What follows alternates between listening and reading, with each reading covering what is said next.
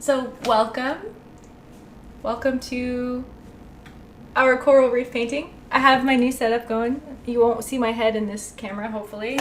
that's the idea.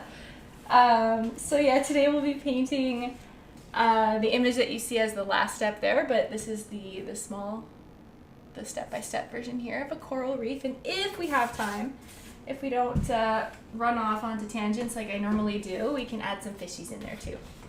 So for this painting, we're going to be using all the colors. So I have right now, to start for the first step, I have my blue, yellow, and white. So if you want to grab those, I will show you how much to put on the palette. And the first step is basically just going to be, and I also recommended a smaller canvas for this one because it gets really detailed. And it tends to, if you really want to build up that detail, it'll eventually just be really tedious. If you have a giant canvas, you might just feel like you'll never catch up, right? So it's one of those paintings where you can always go in and keep adding more detail afterwards, because it's just really one of those things where the coral can just get branched out, and you can do tiny little pieces after the fact. Because once you have it to this stage, it can really, I actually went back and added some highlights, and it's really just a bunch of little pieces all put together instead of what I've done in the past, which are more like landscapes or space stuff, right? So in this case, I wanted to keep it smaller just to keep it simpler. But it contradicts myself. Smaller so that you can get more detailed, rather. Words. Okay. So I'm gonna start off, I'm using my trusty plate as my palette today. I'm going to start off with a phthalo blue. Now, if you have more than one type of blue, the reason I'm using phthalo is because it mixes nicely with yellow. Not all blues mix great with yellow to make this type of green that I'm after. So the type of green that I have underneath on my screen there is it's more of a teal or an aqua. So I'm using phthalo because my alternative is an ultramarine, and I know I normally use a ton of ultramarine with my space pieces because I'm typically mixing them with magenta. And magenta is a warmer color, and ultramarine blue is also a warmer blue. So we have so many different types of blues. If you have an aqua or a turquoise, I would just say use that. Because we're going to be aiming for that, and then it'll be dark around the edges, like the pure color, and then we're going to be adding a little bit of white as we get closer and closer to what will be the surface of the water here. So hopefully the current step one is clear enough. So I'm gonna grab a pretty big blob of the phthalo blue. Ooh. I don't like having to go back and forth too many times. So it's pretty significant. I'd say there's 2 tablespoons at least on here. And I'm gonna grab about the same of yellow and maybe 1 tablespoon of white. I was wearing one of my husband, Brad's t-shirts earlier, and I was wearing it all day. Some days I just want to wear one of his shirts. And I was getting ready for the class, and I'm like, maybe I'll change. I don't want him to ban me from ever wearing his shirts. Get paint all over it. It would not be a good day. And then wearing anything with a logo, I'm just no, I have at least one plain black shirt that I use for teaching. Alrighty, so this is what we got here. I've got my white, blue, and yellow all in a triangle, and eventually I'm going to add the other ones here, but for now I want these guys all nearby so that when we're mixing, we can pick right out of the in-between spots. I'm kind of already visualizing the other colors that go in between. Here we'll have our blue-green, and then I'll eventually add some white. So the first brush I'll be starting with is whatever my largest brush is. My canvas is a 12 by 16, mostly just to fill the screen, to be honest. And I also didn't want to use a 16 by 20, which is my normal choice, because it would have taken me forever to do. And I do like to switch it up now and then. Most of my canvases are 16 by 20, but I feel I don't think everyone wants to paint that big all the time either. There are a lot of people who join us who are painting digitally. There are some people who are painting in their sketchbook. So I don't want to make size a huge part of it. So It works.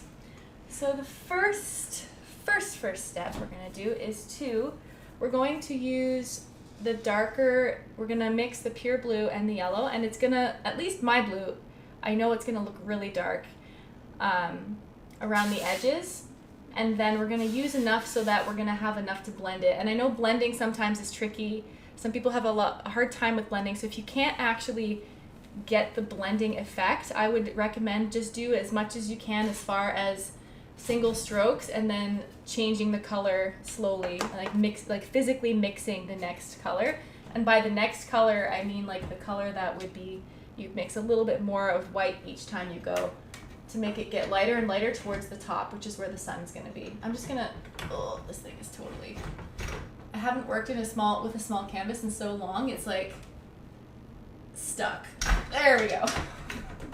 This little guy is just gonna fly away if I don't put it down. My brush strokes are pretty intense. I use a lot of energy when I'm painting, so I gotta tie it down. All right, that's not going anywhere. All right, so first step, I'm going to, can you see that okay? Decently. All right, so blue, about the same amount of blue and yellow. So I'm just gonna go around the edges here with it's like a deep green. It's actually a really lovely green.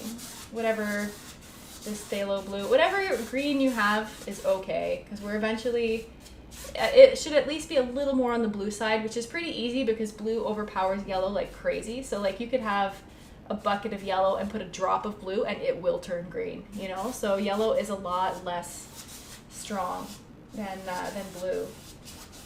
So as far as what I'm aiming for here is kind of like a horseshoe shape where the end result, like I'm going around here and I'm going to stop it around a third of the way in, and that's when I'm gonna start blending. So you want to hit all of, I'd say at least your bottom three corners, the top left, the bottom left, and the bottom right. Don't go with your pure dark color to the top right, just because we want to keep that middle area for the little sunburst we had in the water. So with your pure blue-green, go all the way around and kind of stop just shy of the top right corner. And what I often do when I'm doing an underwater piece is I kind of get that rhythm going of the water even when I'm doing the background. Oh, this canvas is noisy. The canvases that have, this is a cheaper canvas. I got it ages ago. I found it in my basement when I was setting up. And you can tell like there's a lot of grain, and it normally means that they didn't put as many layers of gesso as they could have. A higher quality canvas will have a smaller thread or a higher thread count, kind of like sheets, you know, it's the same deal. I have a chunk of paint that's hanging out right there. Yeah, so higher thread count, but they don't normally list thread count on your canvases, right? They don't advertise that. I mean, they should, but they don't. And more layers of gesso kind of help smooth out all those ridges too. So this is a noisy canvas. It'll take a little more paint to fill in. Like you can tell, like with a light stroke, it like barely fills in those gaps. I don't know if you can see that. Yeah, it's super something. I'm gonna start introducing a little bit of white, and this is where the mixing and the blending, you start playing back and forth with the different colors. So you have to have a decent amount of paint. Make sure that you don't get this ghosty image, like this really light. If you have it really light like that, it's not gonna be able to blend. You have to make sure you have, like my most recent layer has a decent amount of paint on there.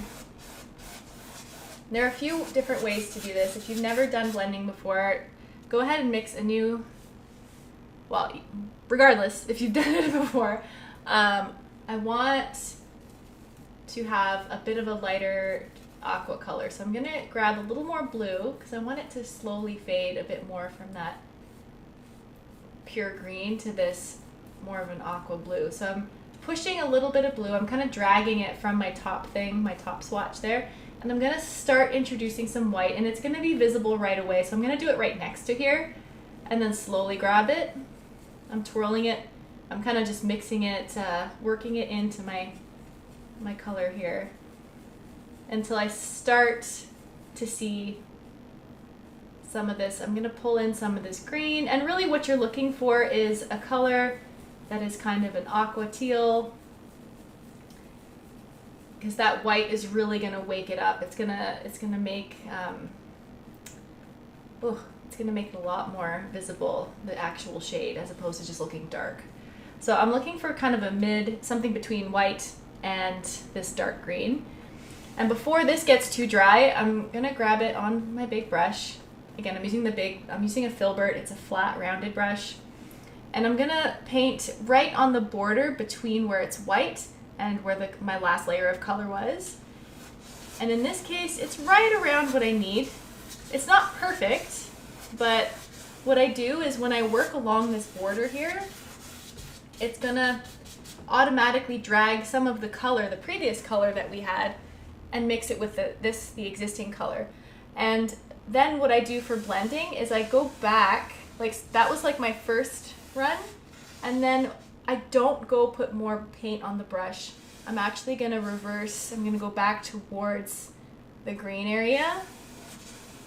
And what this event ends up doing, it's creating kind of a dry brush technique.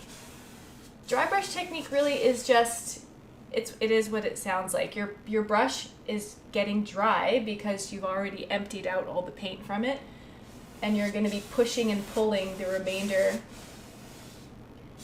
of the paint that's on your brush and physically mixing it with the color that's already on the canvas. So again, if this is something that seems like crazy difficult, you can always just physically mix the next color. Say, okay, I want this color, and then you can do a series of strokes instead. And that sometimes, especially with a water-themed painting, can look really pretty. So depending on the style that you want to go for, I'm just grabbing a different brush just to show what I mean. So if the jump from this dark green to this color, the lighter turquoise, is too much and you can't blend it, you can physically do something just a tad lighter, and then you can go in and do smaller strokes in between. It gets like this kind of like this Van Gogh effect where you have the smaller strokes that slowly change. It does for me, I find it looks really pretty, but it takes a bit longer to do that way because you're physically doing, it's like pixelated, you know? It's like you're doing every little bit by bit.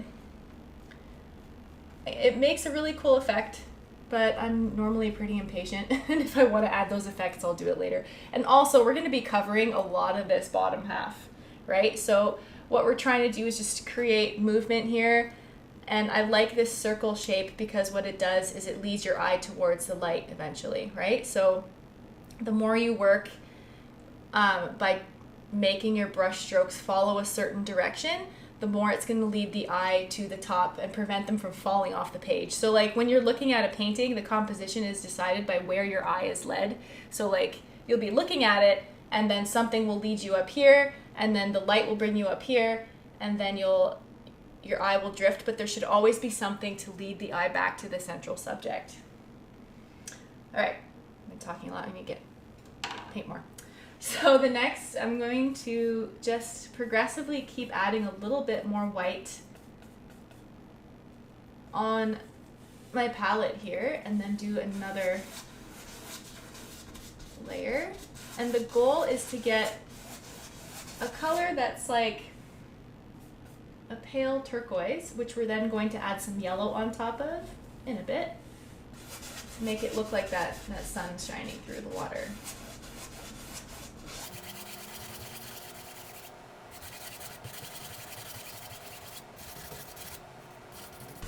Alright, I'm going to leave a little spot. I went progressively lighter with each smaller circle towards the sun area, which is going to be right there. And the only thing I would suggest is that when you're blending like this, not to take as you're progressively adding more and more white to get closer to this little pinpoint up here of the sun, I would say if you see something down here, oh, that's not blended very well, and then like to go with your brush, which should be mostly empty. If I went right away here, the color on my brush is really light, and it would mess all of this up. So if you do actually want to go back and reblend some of the bottom areas, either completely wash your brush or just grab another one. Easy for me to say I have like 200 brushes, right? So, but if that's the case, I would wash it thoroughly and then dry it before you touch any of these bottom areas. because actually you can see the progression of color on my brush. It's dark towards the handle, and then the lighter I went, the more it goes lighter towards the tip of my bristles here, which is kind of neat. But it also means if I were to flat, like in a flat way, drag it across, I'd get probably not the latest color. So that's all that to say is I don't wash my brushes very often. I have an idea of where I'm going to go in a certain amount of time, and then I'll slowly keep adding lighter and lighter colors until the very tip of my brush is the color, the last color that I did. And then if you want to go back and work on stuff, you got to wash it. So now that the tip of my brush still has this like pale teal color, I'm going to add a dot of yellow to my brush, and now I'm going to start making it like this super, super pale yellow color. Sometimes I have to go back and lighten everything because acrylics dry so much darker. But it's natural, it happens. All right, so this looks nice, but I'm going to add a little bit more white just in case. It should be like a really, really pale, I guess the right color word would be chartreuse. I'm just going to say pale yellow green. I don't know. Chartreuse seems like such a pretentious word. But it is. It's like pale yellow green. It's not as like blatantly neon as it can be sometimes. Now some of my colors have already dried a little bit here. So in that case, what I do sometimes is I'll dip it really briefly in water. Just a little bit, just like the tiniest of drips in water, to kind of reactivate, because it is a water-based paint, acrylics.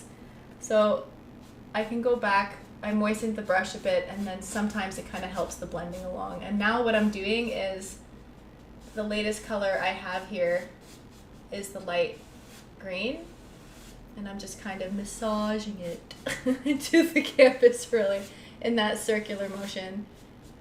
I can probably get away with making it a little bit more yellow.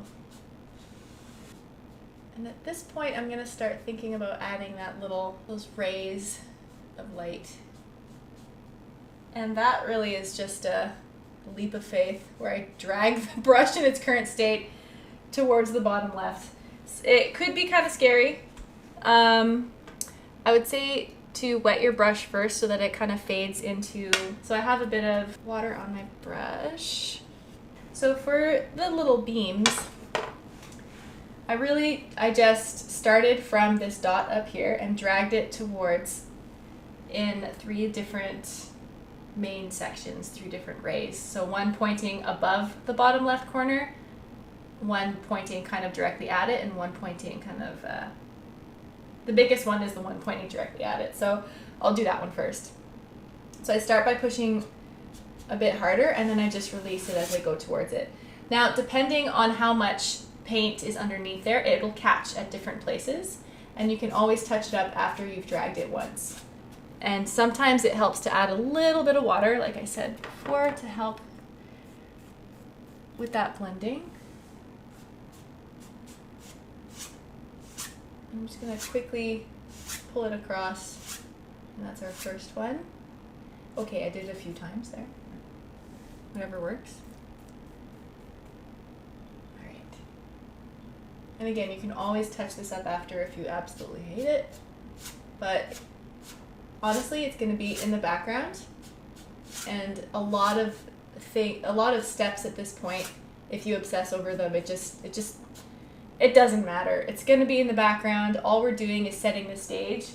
The main event is going to be the stuff that's in the foreground, and that's actually a little more forgiving because it's going to be all these squiggly lines and stuff, and it's very organic. I think like most, I love doing organic subjects because they're so forgiving. Oh, my head is like so huge when I do that. I'll put my head and see. My face is like in the camera. But yeah, organic subjects are so much more forgiving because it's nature, right? So it tends to just do whatever it wants based on its environment. It's not like painting houses, or even people are really difficult to paint because there are rules. And if you don't paint a person the right way, well, it doesn't look like the person, and then it looks kind of scary. Unless that's what you're going for. All right, so I have 2 of these little streaks. I'm going to add one more that goes a bit lower. And then I think I had like a few. Yeah, this like super toothy canvas is giving me an interesting texture feel. Okay, I lied. I put one towards the right too. That's okay. Now I'm going to grab a smaller brush because the one I have right now is pretty huge, and I'm going to grab a color. My palette is already a mess and it's been like not even half an hour. I'm grabbing a smaller brush and getting some of that yellow green chartreuse white color, whatever. You see that? And I'm just adding, only because my brush was just too big, I'm just making more of a focal point of light up here with a few strokes. Just so that all of this isn't one flat color, because that's what blending it that way did. Like when I dragged my brush across this whole area, it kind of made all of this one flat color. So I'm just adding a little bit of highlight to the very, very top, making it sparkly. So yeah, this part, I guess this step isn't very different from, I didn't pace it very well, I think, when I did the sample. But the next step is just, we're going to be using that same pure dark blue mixed with, like my phthalo blue, like it's crazy dark. If you find it's not dark enough, if you can't get, depending on the blue that you're using, you can always try mixing it with, cat hair on the canvas. You can try mixing it with a bit of the opposite color. So I guess with blue, it would be like an orange or a deep red, or either a magenta or, yeah, some kind of red shade to get that darker green. Because I know different brands are the same. Like, but for me, my pure phthalo with a bit of yellow is quite dark. So it should be whatever color you're mixing for the coral lines here. It should be whatever color you have in your bottom corners, because that way it'll just fade into the background. That's the goal. So if you didn't get too crazy dark here and you want it to get darker, you can always add like an extra layer here. But I would say for this next step, just mix the same color that you had for the very first step, which was a blue and yellow. Okay. And for the next step, we will be using a pointed brush. So if you have a pointed round, if you're comfortable with using a flat on its edge, that also works. I will be using, this one's my fave, number 5 round. It looks like so. It's pointed. It's just so that we can do our little squigglies and they will be consistent. Okay. It doesn't have to be completely dry or anything. The part that is wet is probably just this top area, and we're not touching that, at least not right now. So I'm going to jump back into my original phthalo.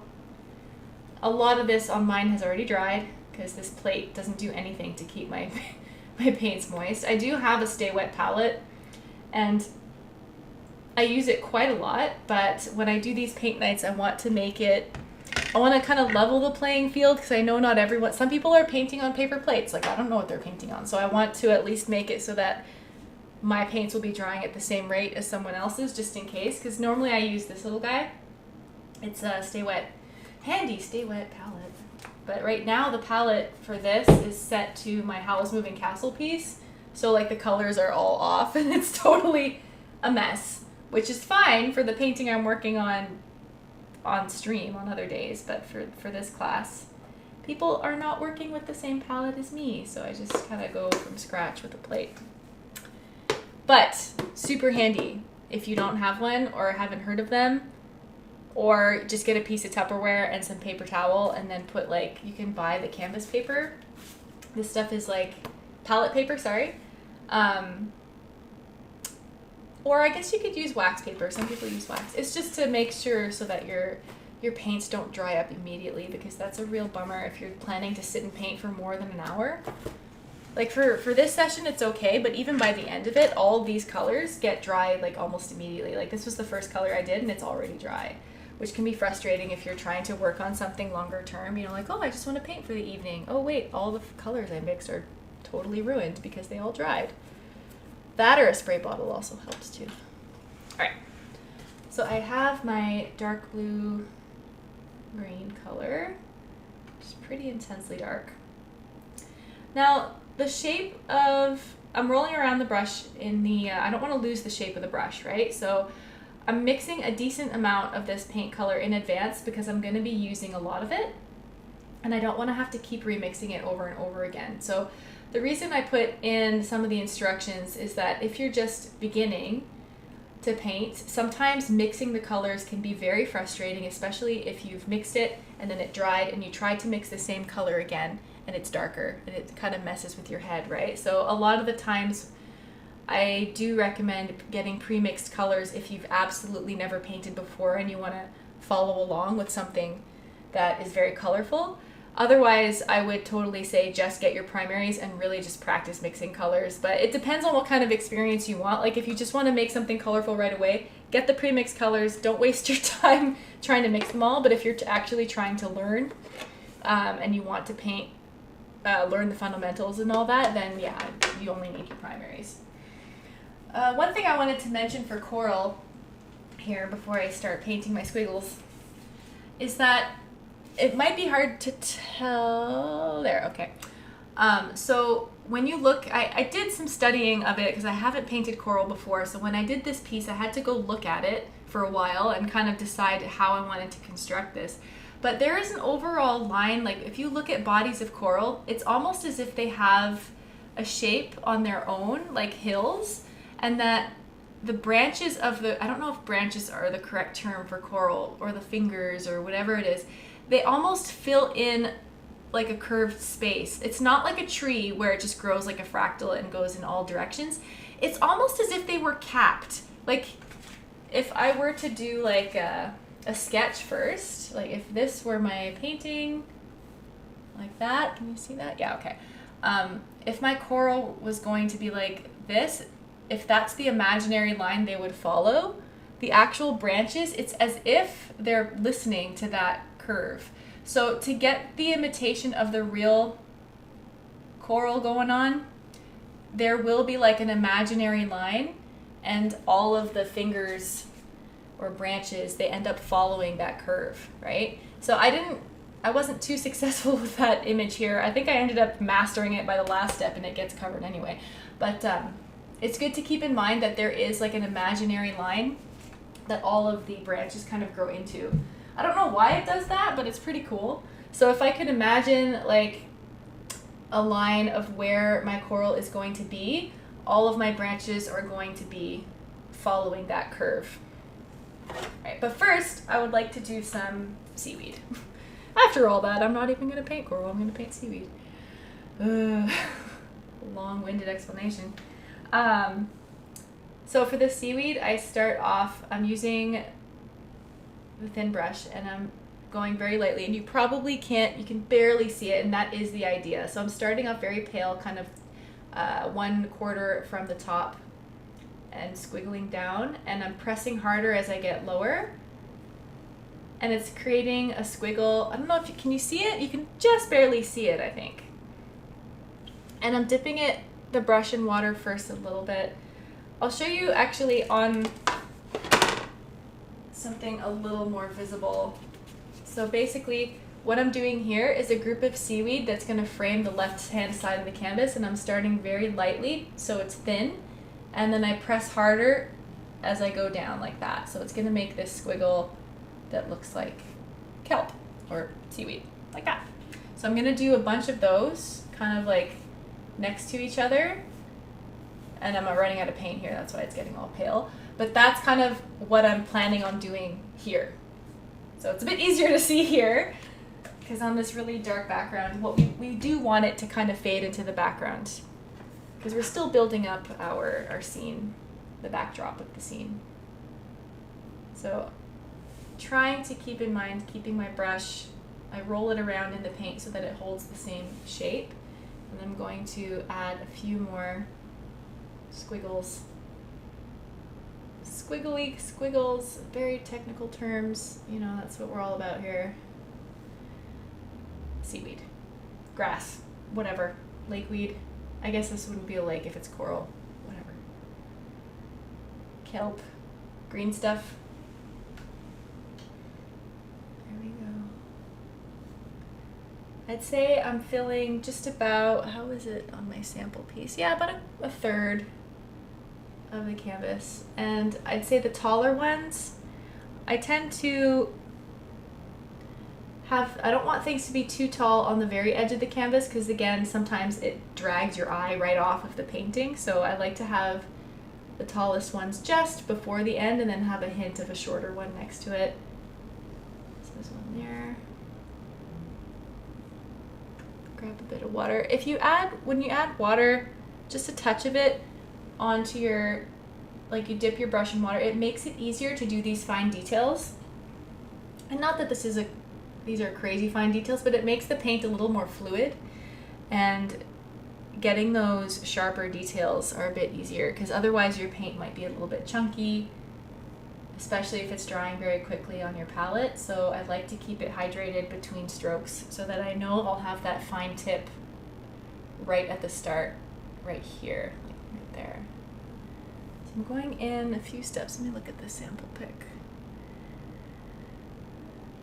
Yeah, I'll do a couple short ones here. Here we go. Like so. Right. And then with the same color, I'm going to go in and start doing the coral pieces. I had all of these. I wonder if I have any of them saved. I think they were in my reference folder. I had a bunch of these really beautiful pictures of coral reefs, and then I couldn't find the right one that I wanted to use as a sample until it ended up being, nope, I don't have any of them in here. It ended up being a background. You know how like if you have a Windows machine, it's like the background that pops up when you log in and it changes every day?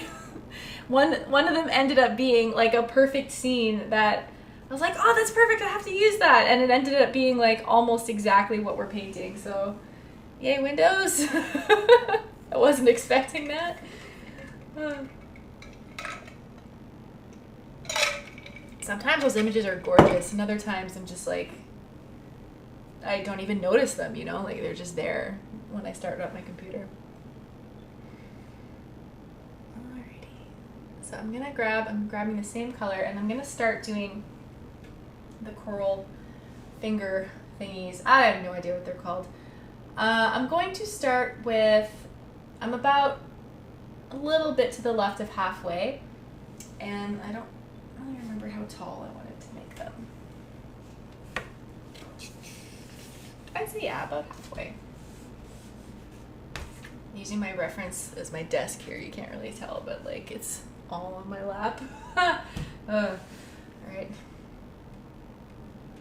So when doing these shapes, it's kind of a pattern, and I'm just gonna go for it. And I try to keep them kind of a similar width all the way through. Maybe a little bit thinner at the end, but not by much. And then they almost look like cacti in that one arm kind of comes off of the other. They kind of do look like watery cacti. So I have a kind of a Y. It almost just looks like a cursive Y. And then I'll just keep adding little arms to it. And now I'm picturing this curve, kind of that imaginary curve that I was talking about, that hill of coral. And I'm not going to make any of them too much taller than the previous one, so that they all kind of get capped at a similar place. And try not to make it too symmetrical. Sometimes that's a temptation, but nature is pretty rarely perfectly symmetrical. It's very unlikely for that to happen, which is almost a good thing, because when you're painting it, it's like sometimes really hard to do the same thing twice. Yeah, very, very difficult. You're like, oh, that's the perfect branch, tree, limb, whatever, and then now I have to do the same thing on the other side. What?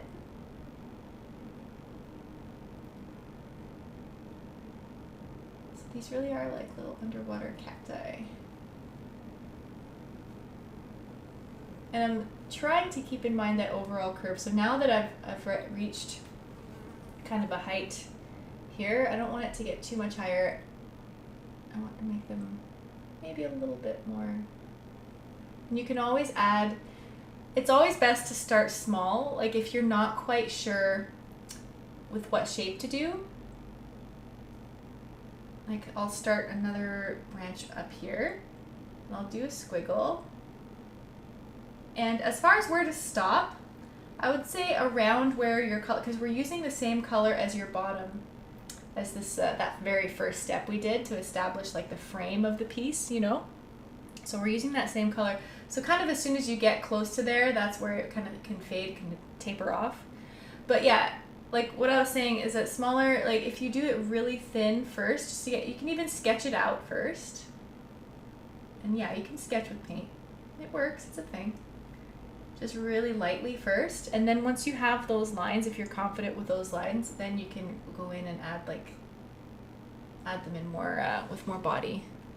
I do that often, like especially when I'm working a painting in layers and I'm not quite sure. Sometimes I'll even just take a really pale wash of whatever color I'm going for, and that would just be like the color that I use plus a lot of water. You know, it ends up being, it dries really, really pale.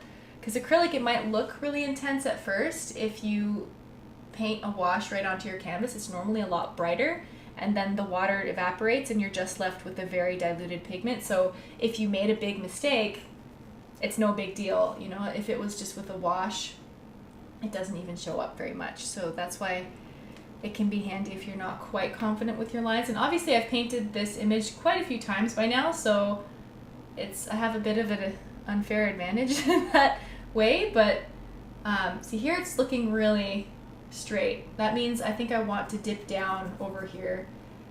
So I'm gonna make the illusion that it dips down a little more by raising these ones, and I can always add, right? Like I can just, because they're quite nondescript, they're just like these little sticks. I have now raised it here and I'm gonna let it come down. I'll say, okay, there'll be one there, one there, like that. So even just doing these little dots can give me an indication of where I want to fill it in after. Actually, maybe I should have said that first. We can do little dots all the way up. Great idea after I've already done half of it. All right, like that, and I'm gonna do the dots. Oh, that just makes it so much easier. Okay, so now all of these dots will end up being branches. Eventually. I guess I'll make this one a big mama tree of coral. I should really like study the vocabulary of what it is I'm talking about at some point. The words are better. This squiggle doodle thing, this arm, this stick, right? The space wombs. Oh my goodness. I think I had said it in the recording where my friend was like, she paints like all this super. She's I think she's a midwife.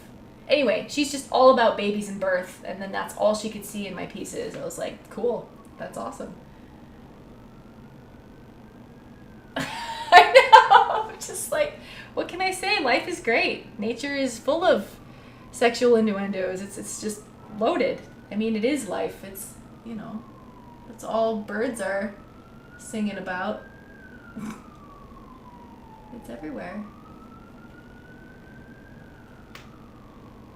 Alright. This part can be like, it kind of reminds me of like Zen doodling. Just kind of filling out all of these shapes. I'm not worrying about shading. I'm not worrying about structure too much. It's just filling it in. And then when it's done, it makes such a cool pattern of like a maze almost. And again, a lot of this is just going to be background stuff, so don't feel like they have to be perfect. They're far from needing to be perfect. They're going to be gorgeous little background twigs, deepening our forest. And I'll definitely get some people asking like, why do you spend so much time painting the background if it's just going to get covered? I'm like, it never gets completely covered, and not only that, but it kind of sets the tone for how you treat the rest of the piece.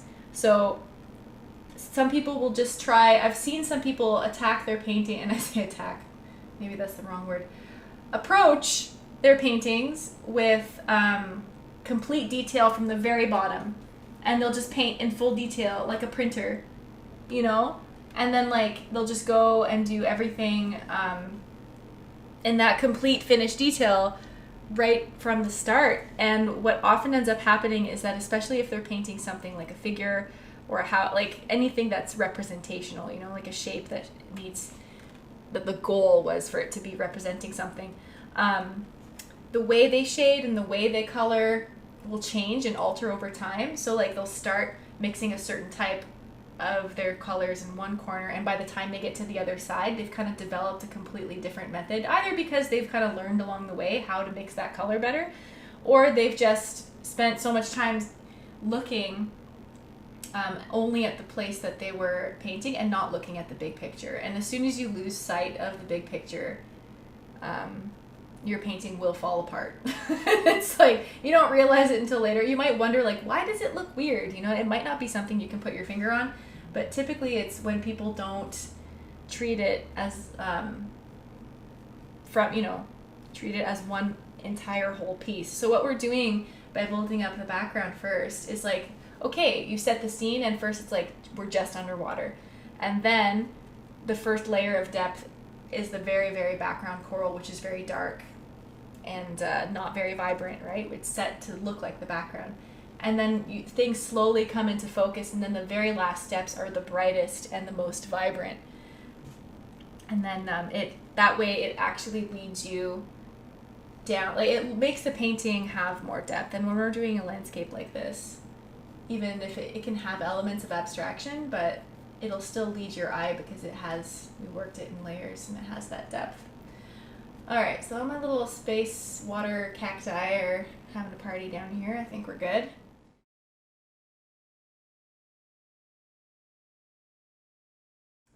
All right, so the next step, I am going to keep painting. It looks very similar to the last step, but we're building up the more of the coral. So we're starting with the next furthest bunch, and I have a really pale turquoise going on here. I took some of that top color that we had in the top middle right of the sun, and then I'm grabbing some of this pale yellow and I'm adding some blue to it.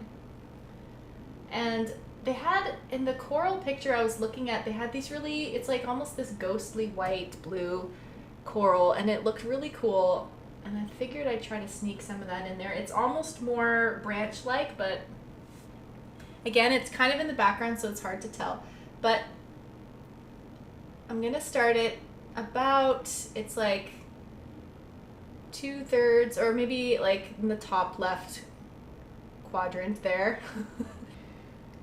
Right, so for this part, I'm just gonna do a wave, and I'm gonna make it kind of go, it's kind of like an S shape starting from the top left, not the complete top left corner, it's just kind of like still in this circle of light here, and it's this S shape, kind of an underwater fern.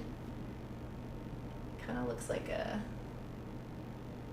snaky shape at first. And again, I'm having it taper into these branches.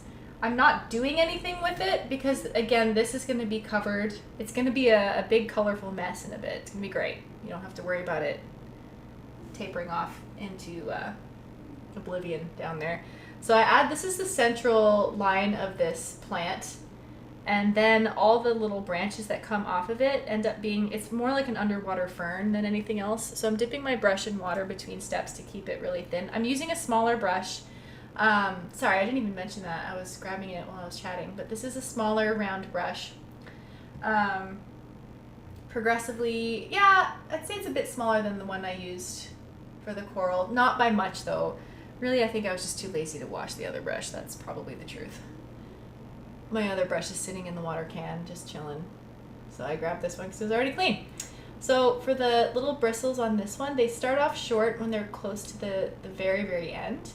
And then they progressively get a bit bigger. And I'm trying to, again, kind of keep that idea where you have that imaginary curve that goes along the outside of the shape.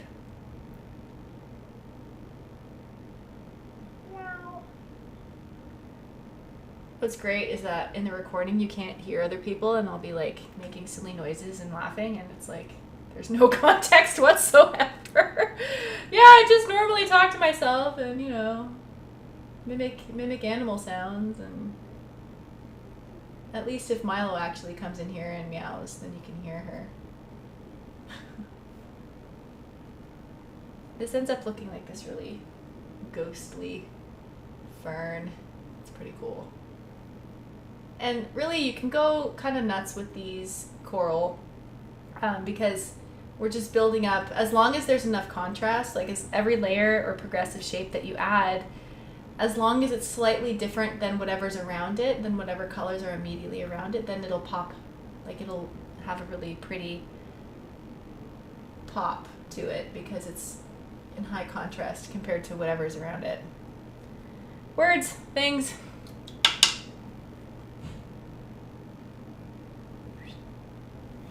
I guess I can try to pretend to make this go behind something. There's one. And then I had one at the top right as well, just a hint of one over here.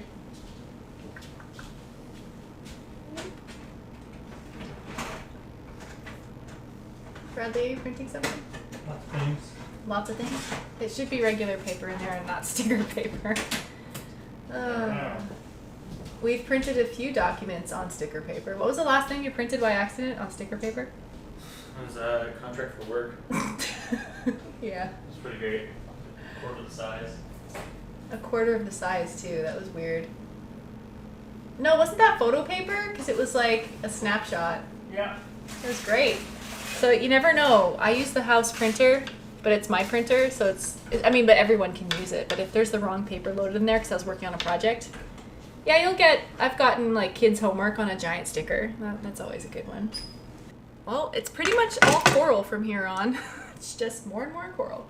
So this next layer, of coral is like this. It almost matches the greenish yellow up here. Can you actually see that? Yeah, okay. It's this branch here, and it's going to be on top. This is like our ghostly fern that we did. It's a bit of a different shape in my sample piece, but whatever. Again, this canvas is so much bigger than this little preview. So like it changes the dynamic of it, which kind of messes with my head, but at the same time, I'm glad I didn't choose a canvas this big for the entire thing, because I would have been totally disoriented. So this next one is this yellowish green chunk of coral, and we're going to do one here and then one here. So there are two bits, one lower on the left and one a bit higher up on the right. And we're eventually creating like a bowl shape of all this dense foliage of coral business. And then we'll just stick to this one. One step at a time. Getting ahead of myself. So for the yellowish green one, really it's almost the same color we mixed for the sunlight area, but it's a bit more on the yellow side. So I've grabbed some yellow, actually from scratch if I mix it up here. Yellow, just a dot of blue because it turns green immediately. You barely need any for it to change.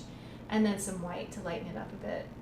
And at this stage, depending on how thick your paint is, you almost have to add a little bit of white to every color that we're going to be mixing from here on in, because the background here is so dark that if you were to grab, like if someone is watching this as a recording and you have your colors in bottles, and like I know that sometimes you can get like small acrylic jars or containers of paint and they're just ready to go.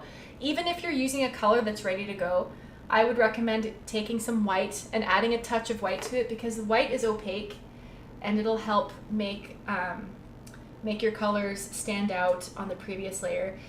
Because the problem is, if I were to grab like a pure red and just go right on this dark color, it would look transparent. You probably wouldn't end up seeing it at all. You would need to add a little bit more white.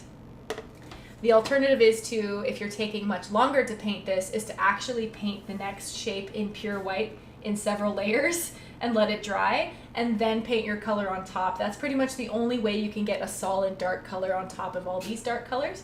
But because all of our progressive layers are going to be quite pastel in nature, it doesn't matter. It has a bit of white, it has that coverage. And when you buy acrylic paints, they also have an opaque meter on them. So depending on the brand, like Amsterdam's a pretty decent quality paint.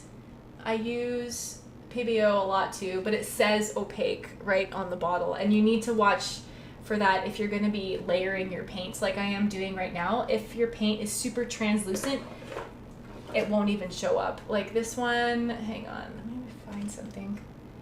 Like it feels like I'm really harping on this point, but like I've had some people where they're following along and then they're like, I just painted it and I can't see it.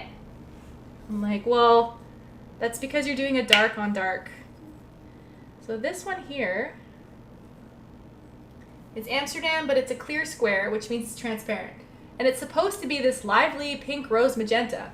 But if I paint it here, like, it's see-through. Like, you can see it, but it's dark. It's as if it's like a pane of glass and just a dark color on top of it. And so this, I should probably not be doing this straight up on my actual painting, but it takes so many layers to actually see that color. But in a second, if I add white to it, instantly it's like a vibrant pink. Like it's a huge, huge difference. So that's why all the subsequent layers we'll be doing, we're going to be adding a little bit of white to each color. So if you're using a pre-mixed color, I don't care if it's pre-mixed, I want you to mix a touch of white into it so that it actually covers the previous layer because our background is so dark. And if you ever make a mistake, a wet cloth gets rid of your paint, just like that. Because my bottom layer was dry. Yay! Dry-ish. Alright. Long, roundabout, ranty, whatever later. This is why our classes are so long, because I never shut up. But I guess that's why you're here. Like, you're here to listen to me rant about paint. So, you know, that's what you're gonna get. So, this is the what was it? Yellow plus a touch of blue plus a blob of white. Very technical measuring terms, as always. So we're gonna have some coral going down here.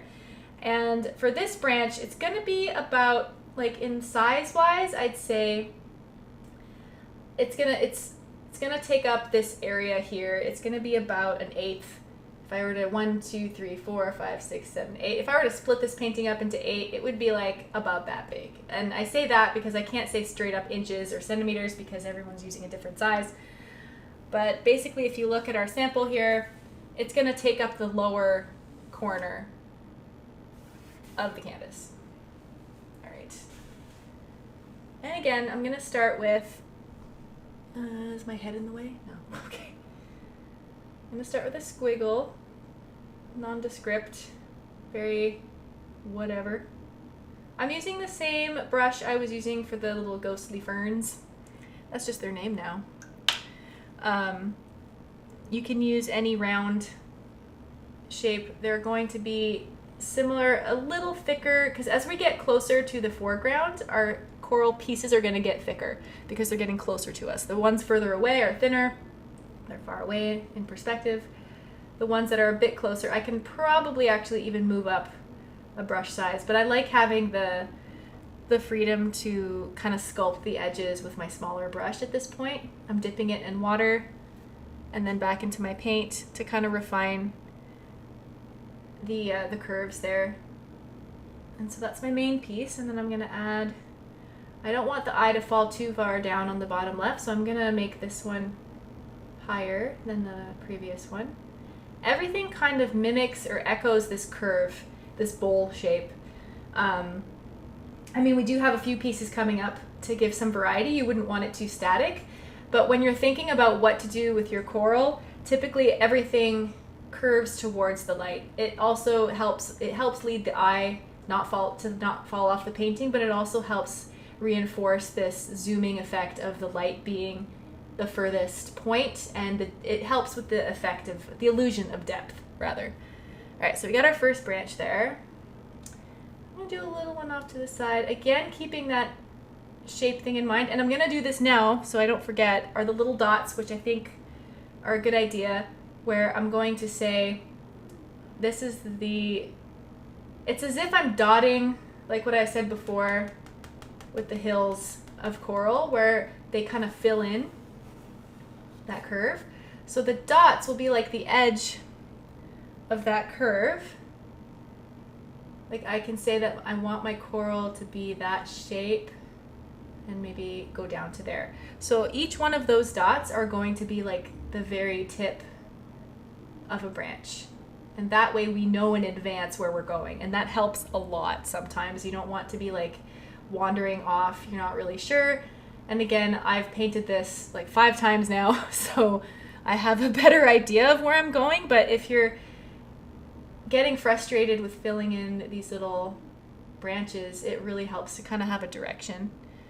I find the paintings that I teach that are most successful, and when I say successful, I just mean like the results, the students' results were very similar to what I had set out to teach, which doesn't always happen. Sometimes people just go nuts and they want to do whatever they want, which is great.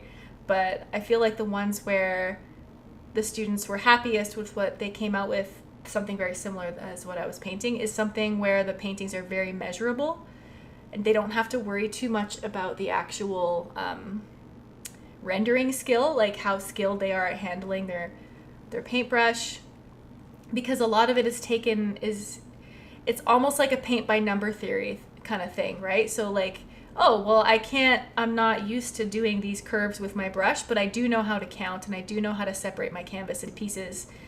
It's kind of like when you're learning how to reproduce a drawing using that grid method. I don't know if you guys ever did that in school, where you would take a photo and then just like trace lines over it, like just straight up, grid your entire piece. And then there's a grid, and then you attack it one square at a time, and it's easier because it's a smaller bit of information. But you can compare it to that grid if you're way off. It's easier to correct a little cube or a little square than it is to correct the entire painting, All right, so I'm gonna branch these off. So they do very much resemble cacti, at least in how I'm drawing them. In reality, maybe not so much, but I'm definitely simplifying the forms for the sake of speed. Or not even speed, but like, I didn't want this to be, efficiency for sure. And I didn't want this to be something so crazy detailed that you would get stuck in all of the details. Like there's just so much going on that if you could very easily spend forever on like one little bit, because every little bit of coral, it's also very two-dimensional the way I'm painting it, and that in itself is kind of fun. I don't always like to paint like hyper-realistic stuff, and I find sometimes the pieces that are more design-y, that's a word, tend to be more fun to do because you're not obsessing over trying to make it look realistic. You're just having fun with colors and shapes, like kind of how the abstract stuff works. So this is like something between a hybrid between realism and abstract. And sometimes that's just fun.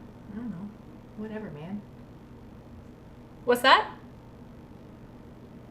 Yeah, it's like less pressure too. Like I don't have to make it look exactly like whatever. Like when I was teaching the portraits class, oh my gosh, talk about stress. Like it was lovely to actually get that final product, but the amount of blood, sweat, and tears that the students that I put them through to get there was it was real. The struggle was real to get it to look, because they had these reference photos of loved ones, family members and friends or celebrities that they wanted to portray, and it's really devastating when it ends up looking like some weird mutant monster and you're not really sure why. Or I don't know. I follow a few of these Facebook groups for artists, and they post some stuff, and they'll just post this portrait or whatever. They're like, oh my gosh, this is a commission. It's going so terribly. What on earth did I do wrong? And it's just like this, especially when they're trying to draw babies, like babies and children's faces. Like they are so hard to not make them look like creepy old shriveled up people, because they'll be drawing every line that they see, but they're not taking into account the whole picture, or they're just not used to doing the proportions. Anyway, getting that likeness is not something we could do in a 2-hour painting session. All right, so for the branchy thing on this area, I'm going to make it, I start with like a curve, usually an S curve of some shape or size, or like a Y. Sometimes starting with a cursive Y or a backwards one is the best place to start. And then you can just kind of go from there because it gives you this little fork. It's like a baby tree. And then from there you can just kind of add on stuff. And I'm going to do my little dots. I'll say I want it to curve down this way. I don't want it to be too intense. We're just going to make this one a bit simpler than the previous one, because we have a lot that's going to go into this bottom corner here. And I don't want to be keeping you all night doing coral branches until midnight. I mean, you could easily get carried away. And when I did the sample piece for this, it was tricky because I had a really, really busy week. I just started doing the markets again on Sundays. I took tomorrow off though because I knew I would be a wreck if I did a class and then tried to prep for the market. Yeah, it's gonna be crap weather anyway, so not tomorrow anyway. I took a week off. But yeah, when I did the sample piece, I did it in more than one session, and I'm like, oh crap, I have no idea how long this is gonna take me because I did it in so many sessions. It's like short sessions, but still, I think we'll be okay. Technically, we only have 15 minutes left, but we can do it. What's that? I have nowhere else to be. This is my night right here. After this, I was gonna either keep painting, or normally I'll jump on Twitch and see there's whoever, there are always live DJs playing Fridays or Saturdays, grab a beer and just hang out and watch someone DJ. Yeah, exactly. Listen to some tunes.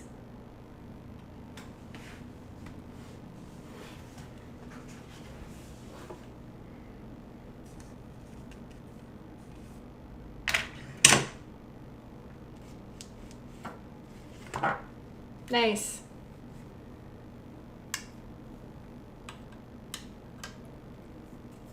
Life. Oh man. Oh, that's rough, yeah. Someday you'll find the time.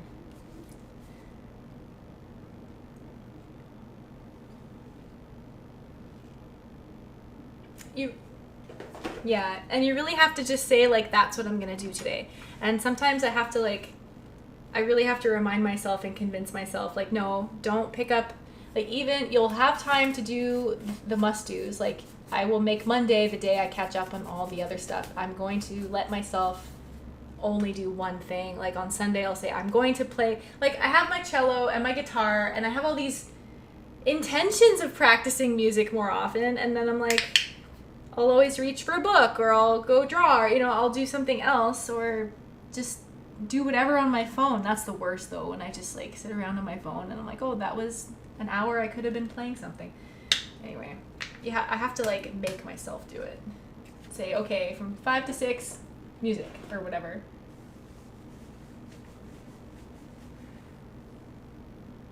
Just life, right? Yeah. Oh.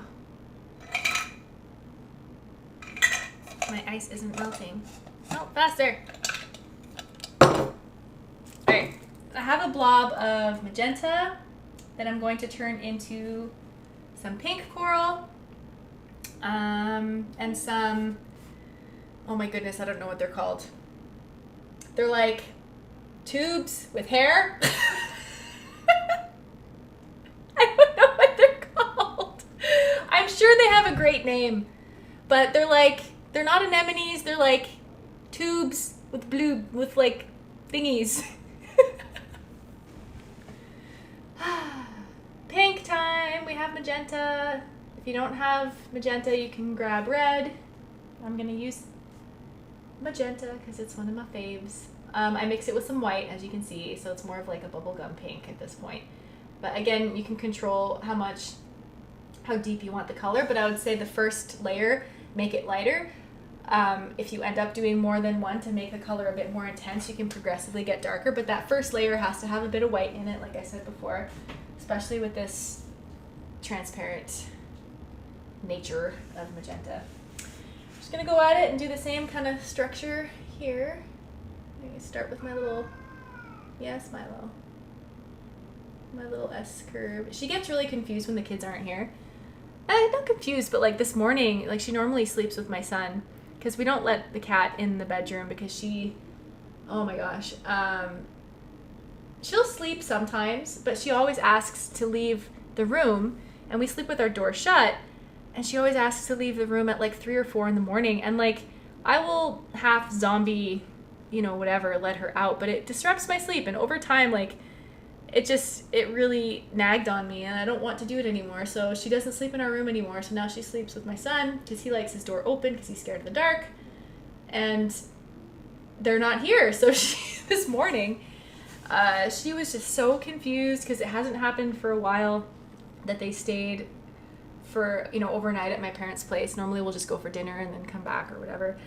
And oh my gosh, she was so noisy all morning. She was just like, and Brad was like, "Did you not feed her?" I'm like, I don't know. I think it's just like she's just super crazy lonely.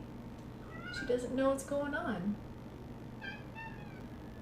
All right, so I did my pink thing without really talking through it, but it was the same kind of deal as the others. I did my little S curve here, and then I just branched them off. I don't have them overlapping too much with the, because I want them all kind of on the same level, because we still have one more layer of orange coral to do before that. I'm trying to see did I switch out my sample image? Yeah, I did. All right, so we're gonna do some of the tubes, whatever they are, technical terms, on the far right next. And for that, it's a very similar motion. You can probably get away with using a larger brush for this. I'm gonna twirl mine around. Again, I'm using a different brush because I didn't feel like washing. I am lazy. What's that? Yes, same pinky, magenta kind of thing. And essentially, I'm making thicker cylinders. I'm gonna do one there, one here. They can go right up next to each other. I have 2 so far here. And if you have to catch up, no worries. I'm just, this general bottom left corner, I don't want it to touch the pink area because I want some blue in between these two eventually. So I'm gonna do, yeah, so we'll mostly do this in the bottom right hand corner. Sorry, I think I said left. Whatever. This side over here is gonna be pink. They kind of look like bean bags. I don't know. Beans, jelly beans for now. Yeah, little jelly beans. I'm leaving a little bit of space between them because I'm not quite sure where I want them to, what kind of shapes I want them to have just yet. They definitely look like jelly beans though. Make them go all the way to the bottom here. I have 1, 2, 3, 4, 5 of them so far. And once I have a general idea of how this pattern goes, I'm gonna start overlapping them slightly. So I don't want them to be like too crowded. I still want to be able to see them individually because when I add the little starfish top, whatever they have going on there, I want to know where they end and where one begins. So I don't want to just put them anywhere. Again, this will just look like a big splash of color in the end. It doesn't have to be super accurate. I'm adding kind of a hint of one here that goes off the page, canvas, whatever. Oh, and if you want, you can paint your edges, which I have totally forgotten because Anita's not here, and she's always the one to remind me to paint your edges. She's like constantly on it. And I'm like, oh yeah, I forgot. Don't forget to paint your edges. Yes. Yeah. And sometimes like it's a pain if you want to actually match the colors. right? And it makes more sense to do it as you're going. But then other times, if I really don't feel like spending that time on color matching, I'll just paint all of them black. Or like I'll pick a color and that is on the canvas and then use the darkest shade of that to frame it. Or you can do it white, you know, it doesn't really matter. As long as it's one color or the same colors. All right. Yes. Oh. All right, so for the little squiggles on top of these jelly beans, I'm going back to my thinner brush. I guess I should wash it since it's covered in green paint. And I'm going to mix a color that is very similar. Oh, that's way too much white. I just want it to be a shade lighter because we want it to pop off the tops. We don't want it to blend in too much because we just used a bunch of magenta. So I'm mixing white with that magenta to make a definite different shade. I want it to be quite, well, contrasty enough that you can see it. So I'd say these two shades are not too far from each other. Yeah, see in my sample, it's funny because it's so small, so I didn't have to be very detailed. It's like these little firework shapes. They kind of look like little flowers on the tips of the jelly beans. So technical, I know. So what I end up doing is just, I'm pressing a bit harder at the beginning and I'm drifting out to a little thin, it's almost like a flower petal. Like that.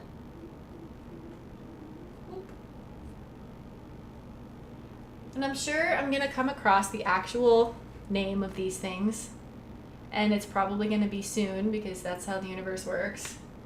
And they'll be like right after this class or something. Oh, that's what they're called. Oh, of course. Tubes with hairs. Sounds obscene, but I don't know, man. Sea flowers? Sea cucumber flower tube things? And I'm being super loose with these, like very expressive. It doesn't have to be, this whole piece is more about little splashes of color and less about meticulous detail. But they end up looking kind of like daisies, like that kind of shape of like little bursts of color, of a lighter shade of the same color. And in the last stage, which, I mean, we're not there yet, but I always end up putting little dots. And it's kind of like, sorry, I won't cover it since you're actually still working on it. But like, yeah, you can see on the last step there, I always love putting dots on my paintings. And when they're space paintings, it's stars. When it's underwater paintings, it's bubbles. And if it's a forest painting, it's, you know, fairies, fairy dust, glowing things. I always find some excuse to put like these little magical fairy dust motes everywhere. And for this one, it could be bubbles and as well as like little, I don't know, pollen.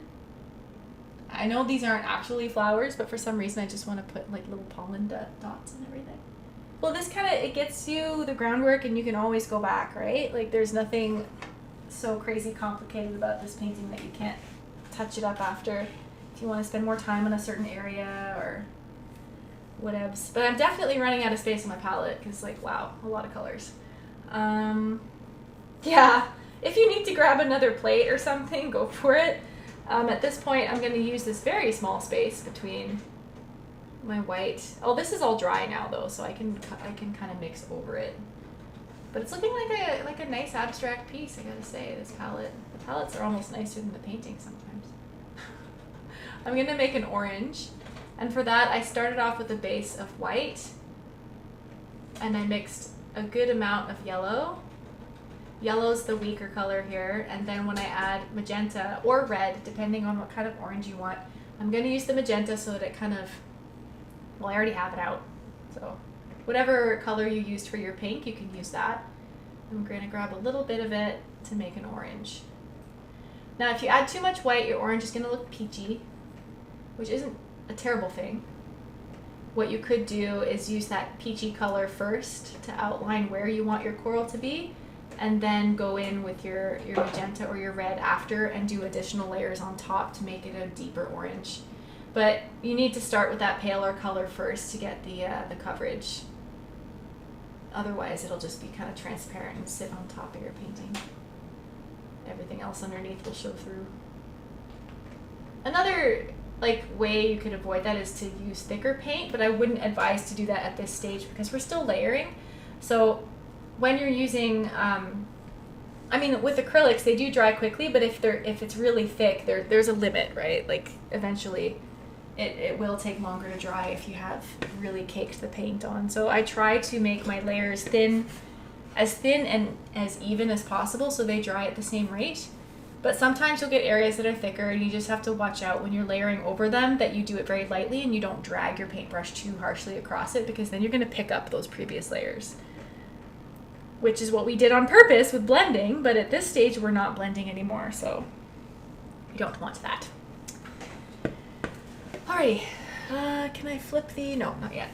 So for this next one, the coral pieces will be at their thickest, so it is thicker than the previous layer, and they are going to be the most in the foreground. So the orange is really the upfront most structure in this painting because it's the second to last layer that we're doing. So we're going to have a bunch here that's going to be very much in the foreground, and to make it look like it's closer, you make the individual sticks thicker, but you also make them further apart. You don't want them too closely knitted together, because if you compare these to the very first ones we did in the very background, those ones were much smaller. They were closer together. We had more of that tight-knit coral pattern. But now, as things are really in the foreground, we're seeing them in more detail. So we'll have a bunch at the bottom left, and then another tree that goes really high and to the middle. The orange pretty much covers a lot of it at this point. Oh, wait! Oh, we didn't do the blue! Okay, forget everything I said. It's okay, we haven't actually started yet. Yes, we gotta do the blue first. Sorry! Okay. We haven't started. I'm gonna switch brushes. Bradley's giving me faces like... Gasp. Gasp! How dare you forget the blue. I know. It's okay, yeah, the blue's towards the, it's in this pocket here, yeah. Oh, it's okay. As long as there's a little bit of space. There will be room for fishies. If you want, I think I showed this earlier, but I added some little angel fishies on my first one. Yeah, fishies. They're really easy to do in like a few steps, so they can be I'll definitely add that on. Okay, sorry, blue, right. So I'm using the blue that we used way at the beginning. I grabbed way too much because I wanted to be sure that I had enough. I'm not adding any yellow to it though, I'm just adding white. If you can find a spot on your palette, if not, no worries. Get a new one. Paint over a dry spot. I'm adding a decent amount of white to make it, I'd say, as long as it shows up against this green background, really. And we also want, these ones are more like those coral tubes where they're hollow. Well, I don't know what they're called. But how I made them here is that it's quite a light blue, and then I did the tube area in the pure blue. So it's like a light blue, and then the circle on top suggests that it's hollow. So let's start with that. So many layers. This is like the most steps of different items that I've done in a long time in a painting. Normally it's like large areas of whatever, but this is like, okay, now we're going to completely switch colors and patterns. Okay, we're going to do that again and again and again. Okay, so light blue. Yeah, I'd say this is a pretty light blue. It's almost a sky blue. And, well, we're going to do more jelly beans. That's kind of the theme here.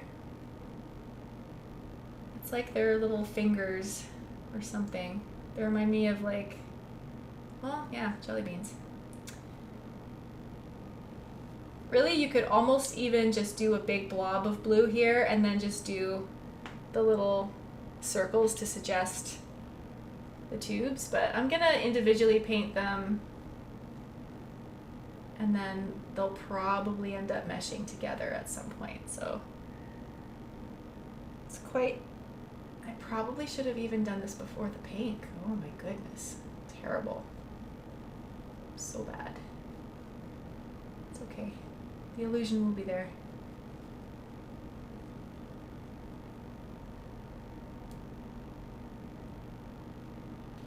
Milo's chilling on the, well, I have to show you, she's being cute. I moved my office chair. Oh no, I said her name. She's probably gonna move. Let's see if she'll stay put. Oh, oh, oh, oh, oh. Can you see her? Oh, she's behind the mic. She's like perched on the chair. There she is. She's watching. Hey guys. Yeah. I wonder if she can see. It's too cute. It's a cat zoom hang. Oh, I ruined it. Alright, so I'm just kind of filling the gaps because I totally probably could have done this before this pink one here, but you know. I'm just doing the little circles on top of the jelly beans here. Very, they almost look like, oh man, they look like toes or like fingernails or something. Oh my gosh, it was so weird looking. Oh yeah, Milo does that when I'm journaling. She rubs her face all over the book and then I can't write. I know, I'm like, stop, I can't write when you're doing that. I get it, you want attention. Oh my goodness. So I've tried to kind of imagine where the end of these tubes would be, and that's where I just put a little circle. And I even added some, like, I'll put one here, maybe there was one there. And if you really want, like, if you revisit this painting like later, and I'm totally gonna grab yet another brush. I'm not gonna do this, like, officially, but if you go back and you want to spend more time on it, you can define them by making like a light blue, almost white, to kind of define the top rim of these little tubes. And that would just be like that, just a really light touch of white. And I'm using a very, very thin brush. And it's almost, I don't want it to stand out too much because it's just a highlight.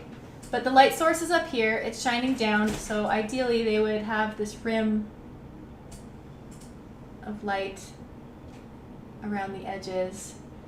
Well, here I said I'm not going to do it with all of them, but you get the idea. Especially for the ones that are hidden, like that are really kind of buried in this patch of color. If you add that little highlight, it hints at the shape of it without painting the whole thing. So it's mostly white, and I'm just kind of doing the tip, the rounded edge there. So especially with this one here, like you can't really see where the tube begins or ends. If I just do that little curve there, it kind of hints at it being a bit more 3D. Is it actually empty, or don't worry about it unless, no, there's still tons left. It's flashing at me. I It let me print. If it wouldn't let you print, then just hold down the page thing. The flashy button? Yeah. Okay. What are you printing in color? I'm trying to do grayscale and that's still, I don't know. Oh, yeah, ignore it then. My printer's temperamental. Now we can move on to the orange. Oh my goodness, it's 9:20. Orange is the last coral bunch, and then we just have the little flowery things on top of them, and then we're done.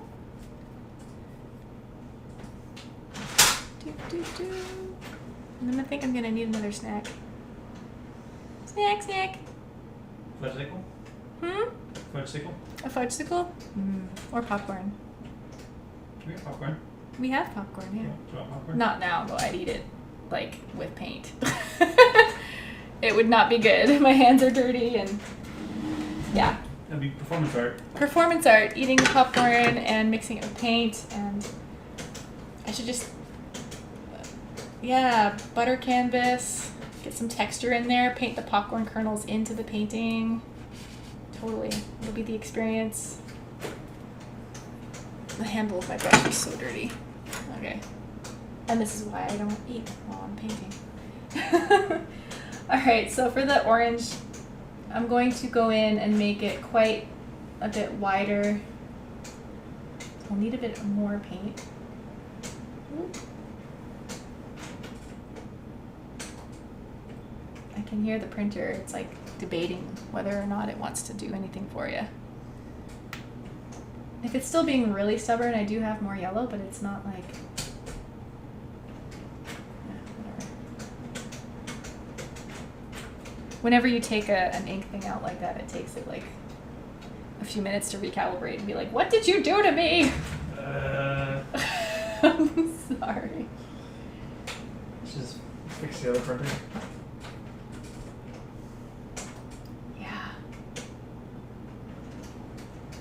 Yeah, we could always have well, we had a laser printer as like a backup for black and white printing. Yeah. It did color, but it wasn't like photo. It did, yeah, it did color, but I feel like towards the end there, we just used it for black and white. For this spot, I'm making the branches kind of go off the canvas at this point, and that kind of helps with the illusion that it's going off of that it's really close up to the screen or the viewer, whatever. I'm making them go off. A lot of the times, a mistake, like a common mistake when you're painting something, and people they see the edge of the canvas as like the edge of the world, and they'll make everything kind of shy away from the edge, and they won't have anything. Oh, it's printing. They won't have anything pushing the edges here, and it makes a painting look really cramped. And sometimes you can't really quite put your finger on it, but it's like if something is cropped poorly,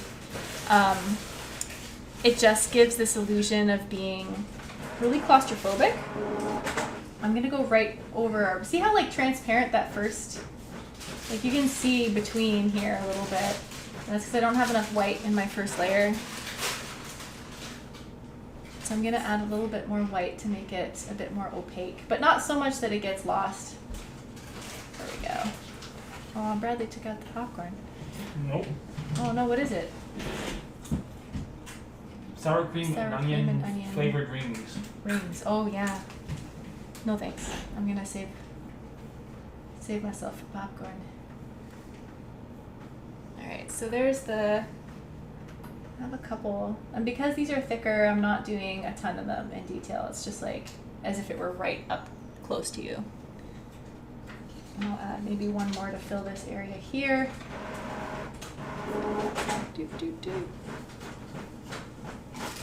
Oh, the glorious sounds of the printer doing its job. Man, freaking ordeal. Yeah. Okay. I'm making these about twice the thickness of the previous layer. So like however wide you had the coral behind it, directly behind it, I made it just about twice as wide, just to really push that perspective a bit. Alright, so there's that one. And then hopefully the blue is dry enough for us to layer over it, and if not, then, well, just gonna have to go for it. If it really starts blending too much, then just do it really lightly, or you can just give it some time to dry and check back in on this later. But ideally, all we're really doing is we're adding, I'm going to start with my big S curve up here, whoop, and it's going to go all the way down. It caught a little bit of the blue at the bottom, but nothing I can't really work with. I probably should be using a bigger brush at this point, but no worries. So yeah, the bigger S curve there. Definitely need more paint.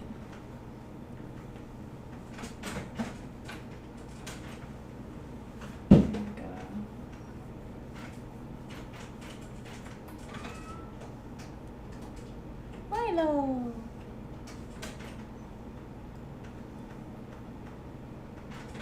I keep having to mix more orange. I didn't give myself enough the first time, and now I'm like, oh, the colors should match, sorta. Yeah. Like, yeah, exactly, like we weren't, I'm like, okay, now we're doing this. Oh, never mind. Sorry about that. Alright. Oh, is it? I wonder if it'll here too soon. It was raining so hard this morning. Like it was quite nice to listen to though. Like I love sitting by the back door and I open up the door and just have the screen shut and listen to the rain while I'm journaling or something in the morning. It's just so peaceful. As long as it's not all coming into the house, I'm okay.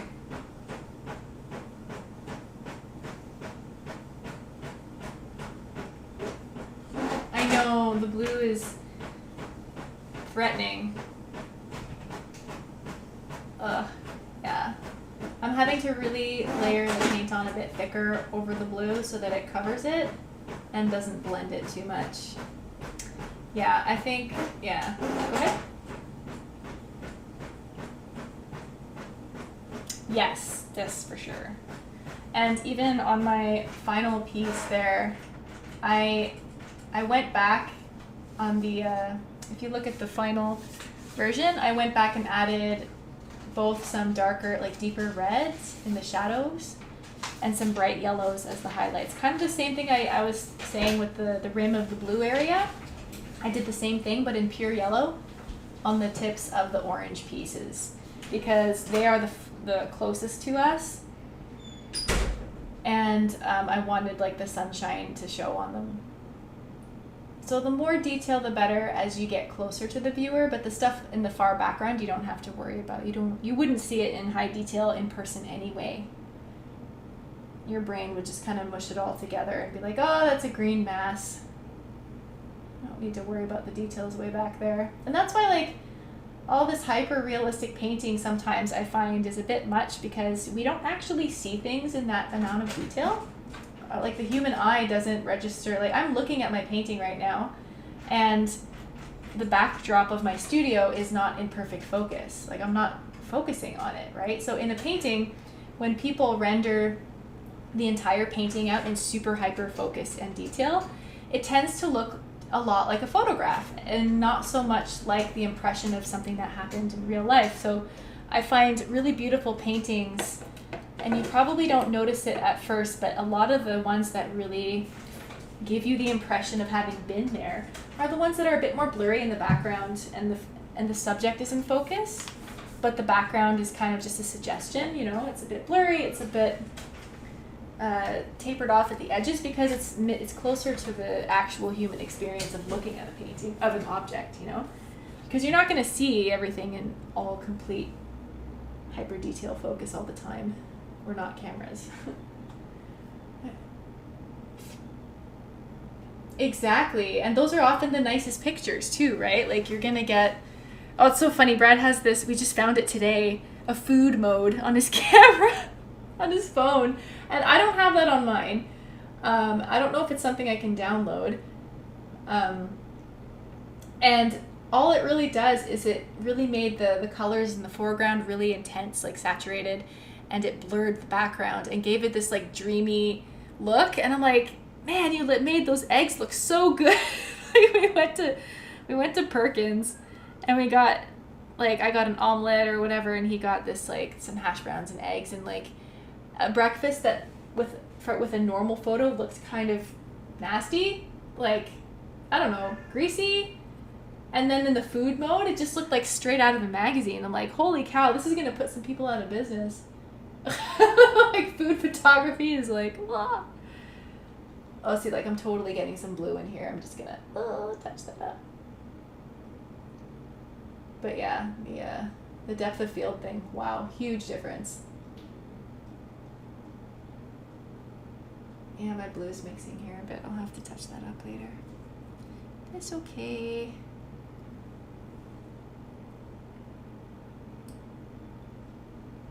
Trying to decide what I'm looking at my reference, but my coral branches are quite different. They always end up being different than the sample piece. I can't help that. It's like the sample, exactly. I'm not in the same headspace. I'm not like everything, all the steps I've done to lead up to here were different, you know, like they're the same but different. So I'm trying to mimic it. Oh, exactly. Alright. How did I have that? I'm also looking at like where Like if I have a lot of these branches going this way, I want to counter that. I'm like, oh, okay, I'll make this go this way so that there's a bit more contrast. If they're all going in the same direction, it might not be as visually interesting, so try switching it up a bit if you can. And if there's no room for that, then, you know, whatever, as long as the colors are different, standing out against each other, then that's all we're really good for here. Like if I do one going up here, it might look a lot like this pink one, but oh well, it's okay. I'll do one more branch here. Sweet.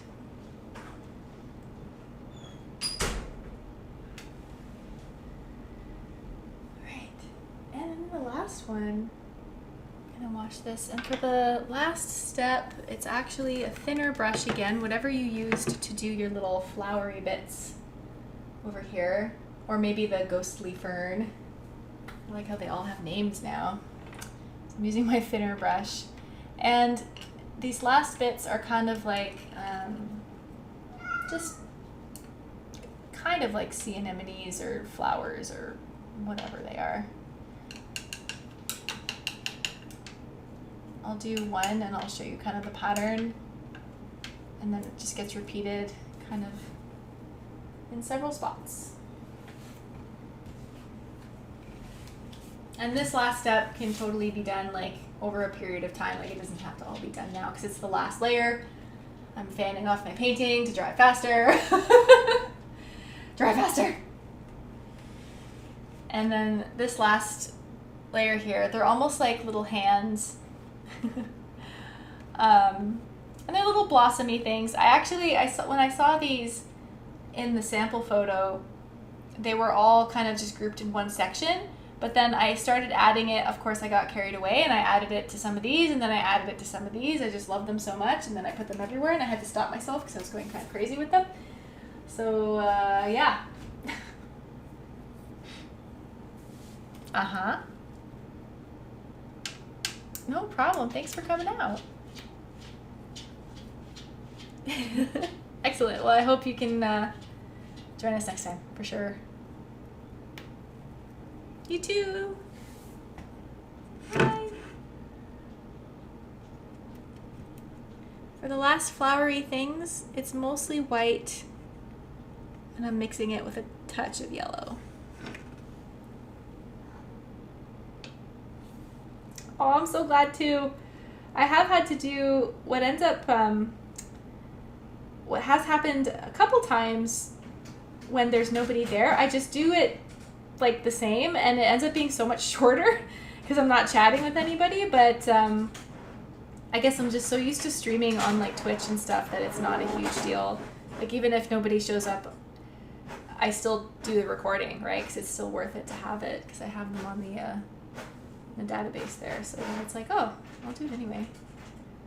I recorded the rocket ship painting. I had to re-record the whole second half because the sound wasn't right or whatever, something didn't work, and it was very strange just being like just talking to myself and talking through it. Actually no, it's because it was a voiceover, right? Because the picture was still there, so I had to talk over it, and it was really funny because like the recording, there were two people in the class, so I was doing a voiceover but I couldn't hear what they were saying, so I'd be doing a voiceover and dictating whatever I thought I had been saying. And then that step took 10 times longer. I'm like, I've already said everything I could possibly say. I must have been like just chatting, like, you know, like off on some tangent or something. Oh my gosh.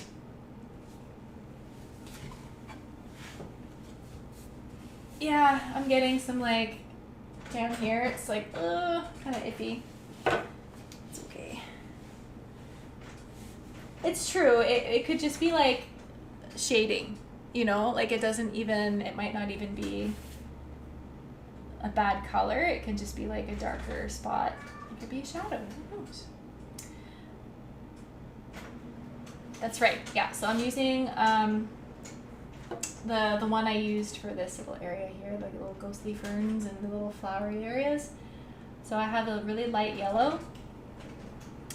And then the shape, I'm gonna put one on the tips of this coral piece, so it ends up being kind of like a loose U shape to start, like a little crown. And then I just fill them in, rather I add more of these little, I guess they're like hands, like little fingers. And they should and can be wobbly. They don't have to be stiff. They should be like they can be wobbly. It's all good.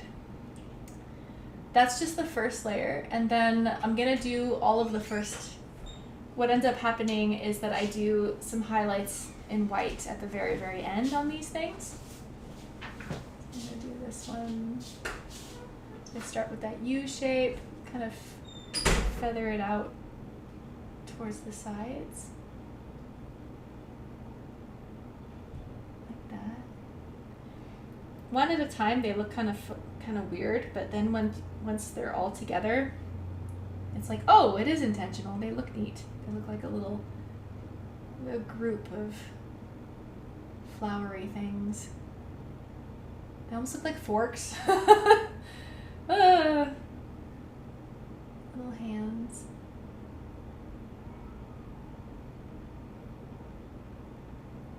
There you go. I did have some of them in the middle too. Like they don't have to be on the end, because here I feel like there's a bit of an empty space. So I'm gonna add one here. Again, these are probably not anatomically correct by any stretch of the imagination. I just saw them in the picture and I'm like, I want that.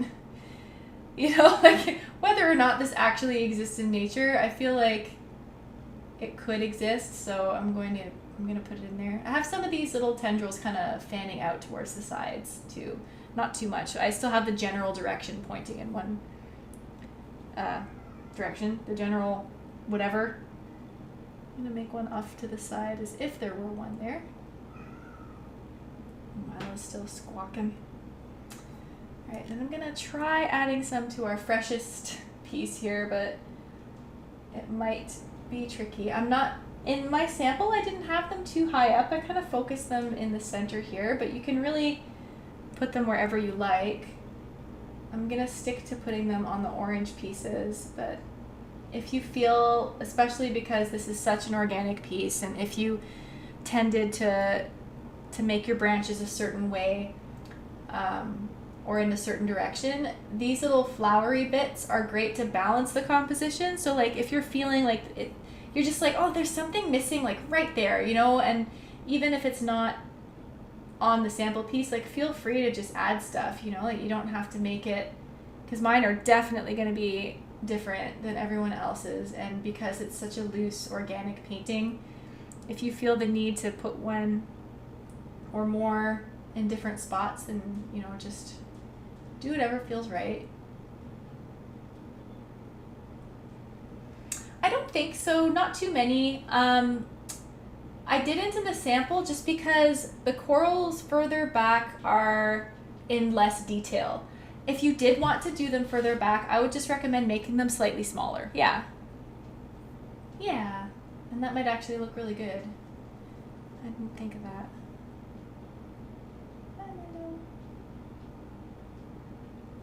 She must have been sleeping when the class started, because now she's so, not hyper, but like very much active. She's been jumping from her chair to the, I got her that cardboard scratchy thing because she kept attacking my couch.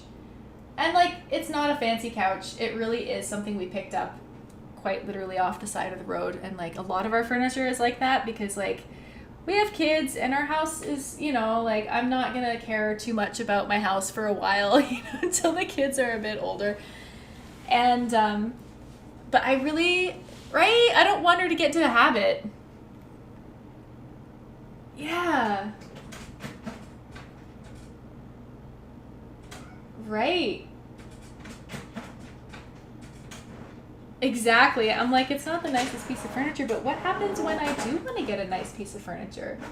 You know, like someday, like the kid, because cats live a long time, and I don't want to train her to be like okay with, because like my kids are 10 and 11. I feel like in another 5 to 8 years I'll still have Milo, and the kids will be old enough not to like be super messy and whatever. They'll be doing their own thing as teenagers. And exactly, yeah. And like they're already, I mean, they jump on their bed sometimes, but like they're not so destructive to the couches as they used to be. They're not potty training, you know, like they're not drawing on furniture. They're quite all things considered, they're quite mature, and I don't want the cat to get used to like being okay with trashing stuff, and then in 5 years when I actually want to buy my first couch, like my first actual couch, she's gonna be like, oh, this will be just like the other one, and crash, you know? Exactly. And she's actually been really good like with the cardboard thing, because I put catnip on it, so she's like already made that association that she likes being there. And I really wish I had introduced that years ago, because now she's already 6 years old and she's already been used to scratching up our used old furniture. And I just got this cardboard thing like a few months ago, but she's taking to it really well. So I'm hoping it continues. And like, because it's right next to the couch, she chooses that instead of using the couch, which is great. So it's like, hopefully we'll build that memory. Right? Yeah, it's not worn in yet, and they don't want to, like, if they have to choose between something that's comfy and worn in, then she'll probably go for the cardboard because it's already been worked up. Whereas the new couch probably just feels like a foreign piece of whatever. All right, absolute last steps. I'm gonna talk them through, and then the fish will probably, I don't know, we'll see.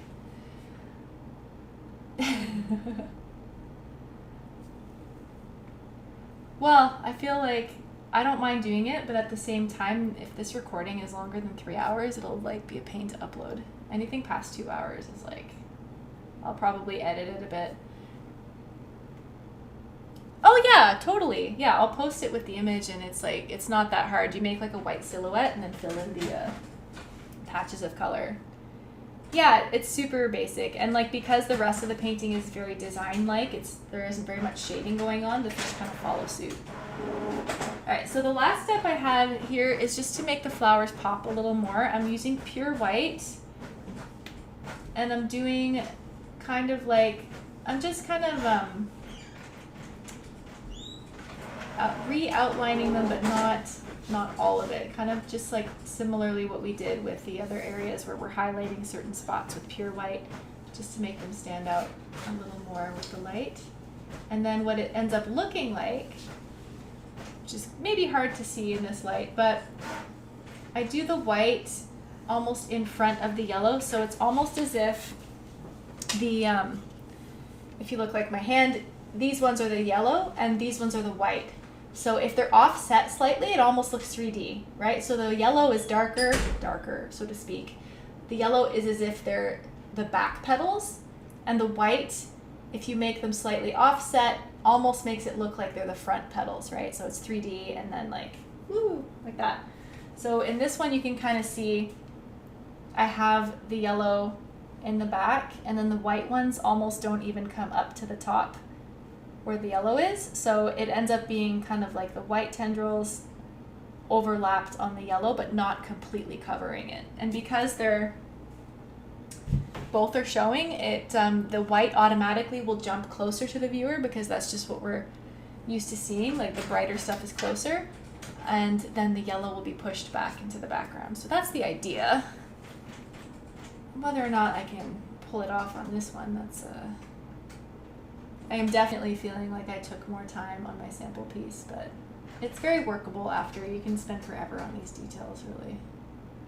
So I'm putting the white, and I'm not putting it quite as high in some spots, just to give some visual contrast there. You can even make the pure white ones go a bit out,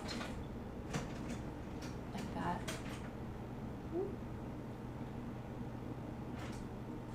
Some spots.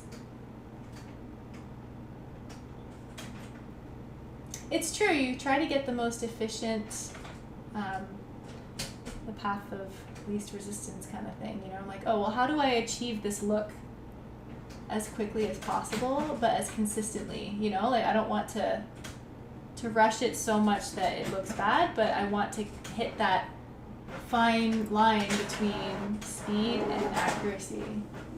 And actually, that's something I learned when I started doing Art Battle. Have you heard of Art Battle? It's live competitive painting. So I would go to a venue, and then they have a bunch of, like a dozen artists, and 6 at a time, we get exactly 20 minutes to do a painting. And it's in front of an audience, a live audience, and then the audience votes on what their favorite painter is, or painting is. And then their favorites, the artist moves on to the next round. But the thing is, like 20 minutes to do a painting, to do a good painting, is really hard. And I would practice, what I would do is I would come up with a painting that was easy enough to execute in about maybe an hour, like a painting that would take me an hour. And then I would paint it over and over and over again and get as many shortcuts as I could in.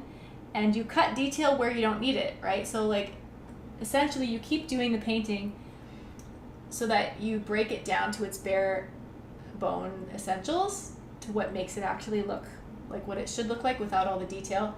And then you add detail very strategically towards the end, right? Because if you're rushed, you do 80% of it rough, and then the last 20% you'll do in detail. And really, all the people really look at, if you've done it well, if you've pulled it off, the people only really look at the last few steps, because that's what's the highest up on the canvas, right? And the artists who tended to win a lot more often were the ones who practiced the painting over and over, before they showed up. And other people would just do whatever, and often it would be a bit of a mess. But some people had that magic ability to do it all just spontaneously. I always had to practice like crazy.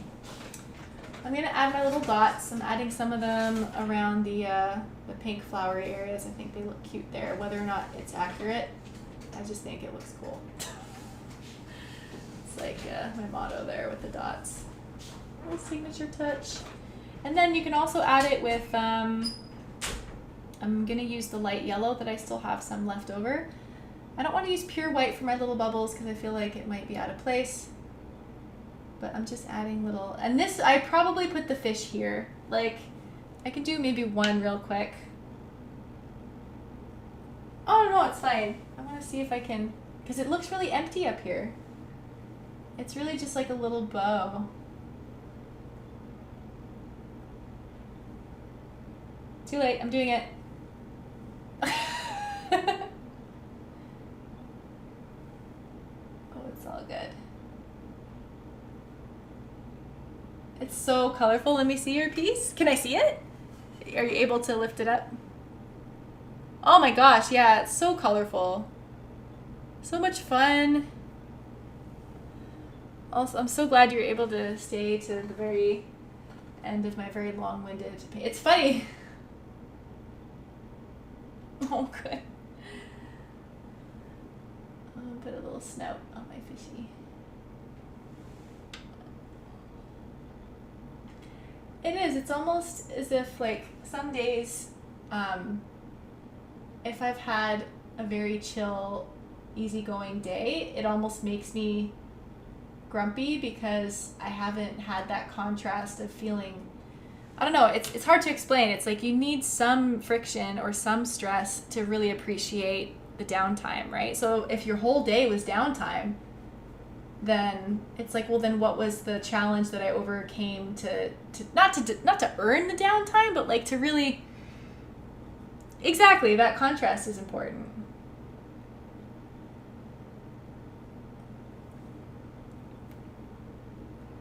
Yeah.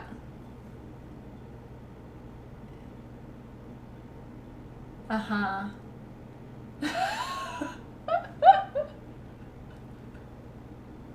If I don't get the right amount of challenge in my yoga practice, it's like I can choose, and that's why, like, I enjoyed, I'm definitely overdoing this. I enjoyed switching to doing workouts that were separate because I kept treating yoga like a workout, and which it shouldn't be all the time. It's okay to have an energizing workout, a very like yang practice, right? But then if you if you only ever use it as that, then it's like the days where you really need to slow down and focus, I get frustrated, right? I'm just like, oh, what is this? I want to move more. No, you have to calm yourself. No, I don't want to be calm. I came here for a workout. Well, then you're here for the wrong reason.